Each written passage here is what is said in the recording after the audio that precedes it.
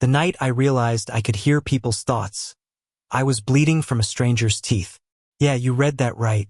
Not exactly the glamorous origin story you'd expect. No glowing meteor. No scientific experiment gone wrong. Just a bite. Sharp, unexpected, and delivered by a bartender whose gaze burned through me like a secret I wasn't supposed to hold. It happened in a bar on the edge of New York City, the kind of place that looked unremarkable on the outside but swallowed you whole once you stepped in. Music pulsed low, like a heartbeat too close to the ear, and the smell of whiskey and cigarettes tangled with something darker, something electric. His name was Adrian, or at least that's the name he gave me when I asked. Tall, with hair so black it seemed to drink in the light, Adrian had that dangerous kind of beauty that made you want to both lean closer and run for your life. I should have run.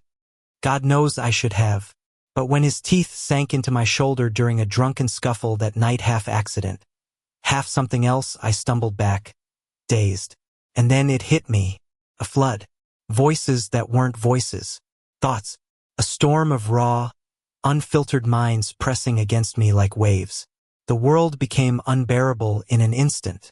I could hear the girl at the counter worrying about her overdue rent. The man at the jukebox obsessing over a divorce he hadn't told anyone about. The bouncer's guilty thought of sneaking a smoke break. Too much. Too loud. Too real. And then Adrian. Unlike the others, his mind didn't come at me like static. His was sharp, deliberate, and dangerous. Don't get too close. He can't know what I am. That was the first thought of his I ever heard. And it wrecked me, because I already knew I was too close. The next day, I swore I'd never step foot in that bar again. But of course, life has a cruel sense of humor. Every thought I picked up around campus, around the city, was unbearable noise. People's darkest secrets, their shallow fears, their ugly truths, they drowned me. But his voice, Adrian's voice, cut through the chaos. Cold, distant, and yet threaded with something that felt like loneliness. And so, like a moth to a flame, I found myself at the bar again. Adrian didn't flinch when I sat down. Didn't even smirk. He just poured me a drink I didn't ask for and slid it across the polished wood. "You shouldn't be here," he said. His tone as casual as if he were talking about the weather. He came back. Why? Damn it. Why does he keep coming back? I nearly dropped the glass. "You think I scare easy?" I shot back, because if I didn't laugh, I'd drown. His eyes flickered just for a second. The tiniest crack in his armor. "You should." I should have listened. I didn't. By the third night, I'd stopped fighting it. I'd stopped pretending I wasn't obsessed with the way his thoughts contradicted his words. Out loud, Adrian was cold, distant, detached. But in his mind, he looks fragile, like glass. If I touch him, I'll break him. Why is he smiling at me like that? Doesn't he know what I've done? God. He doesn't even realize he's pulling me in. Every thought was a knife, but I craved them like oxygen. And the worst part? He knew I was listening. I didn't tell him, not out loud, but his gaze sharpened every time my breath hitched at something he hadn't said. Finally, one night, he leaned closer, his hand brushing mine as he slid me another drink. His voice was low, almost a growl. "You should stop staring at me like you know me." But in his head, the truth screamed, "Don't stop. Please, don't stop." My heart nearly tore itself in half. The first kiss wasn't soft. It wasn't gentle. It was desperate, raw, and wrong in all the right ways. It happened after closing, when the bar was empty except for us.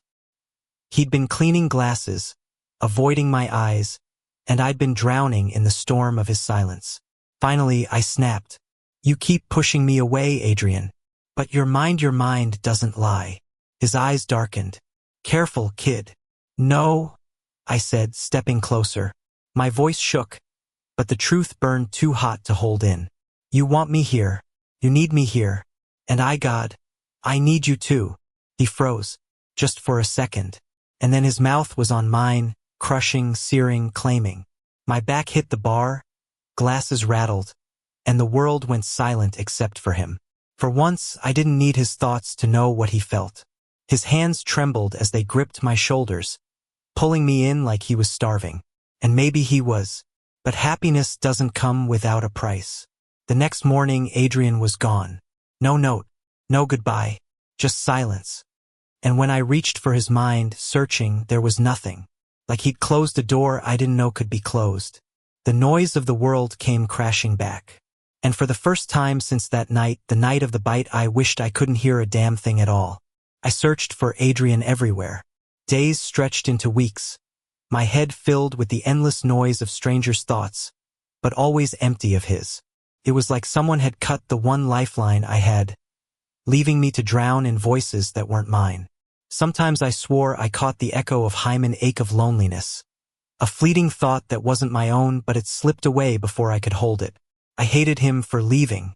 I hated myself for wanting him back anyway. But most of all, I hated the silence. Because Adrian wasn't just another voice in the chaos. He was the anchor. And without him, every thought around me was unbearable. The night I finally found him, it wasn't in the bar where we first met. It was on a rain-soaked rooftop, the city glimmering below us like 1,000 secrets waiting to be told. He was leaning against the ledge, cigarette burning low between his fingers, eyes shadowed and hollow. Adrian. My voice cracked on his name. He stiffened but didn't turn. You shouldn't be here. God, he found me. I told myself he wouldn't, but he did. He shouldn't see me like this. He shouldn't want me after what I've done. His thoughts hit me like a tidal wave, stronger than before. He hadn't shut me out. He'd only been running. I can hear you, I whispered. I always can. And nothing you think will make me walk away. His shoulders trembled. Then you're a fool. I stepped closer, my heart hammering. Maybe. But I'm your fool. He turned then, and I saw the truth in his eyes: fear, grief, and something darker that had carved itself deep into his soul. He dropped the cigarette, crushed it beneath his boot, and shook his head. You don't know what I am, he said. I know enough, I shot back. He doesn't. He can't. If he knew the blood on my hands, he'd run. I took another step until I was close enough to feel the warmth radiating off him. Then tell me, show me, whatever it is, I'm not leaving. His jaw clenched, his hands curled into fists at his sides. And then, almost breaking, his thoughts slipped free, raw, unguarded, impossible to deny. I love him. God help me. I love him. It was my turn to tremble. I reached for him, my fingers brushing his. He flinched like the touch burned, but he didn't pull away. Say it, I begged. Adrian's lips parted, his breath shaky, but no words came. Instead, he pulled me in hard, desperate, like he was afraid I'd vanish if he let go. His forehead pressed against mine, his voice a whisper against the storm. I can't lose you. Then don't. And just like that, something in him cracked wide open. His arms came around me, holding me as if the weight of the world had finally shifted, just enough for him to breathe again. We stayed like that until the rain slowed, until the night softened into dawn. For the first time in weeks, the thoughts around me quieted, fading into the background. The noise was still there, always would be, but Adrian's presence drowned it out. He was the calm, the silence I needed, and maybe I was his too. Later, when we walked back through the waking streets, he finally spoke, his voice rough but steady. You don't know what it means, letting me close, what it costs. I laced my fingers through his, holding tight. I don't care about the cost. I only care about you. His eyes softened, and though his mind was still a storm of fear and doubt, one thought rose above the rest, clear and fierce. Maybe I deserve this. Maybe I deserve him. I smiled through tears I hadn't realized were falling. You do. You always did.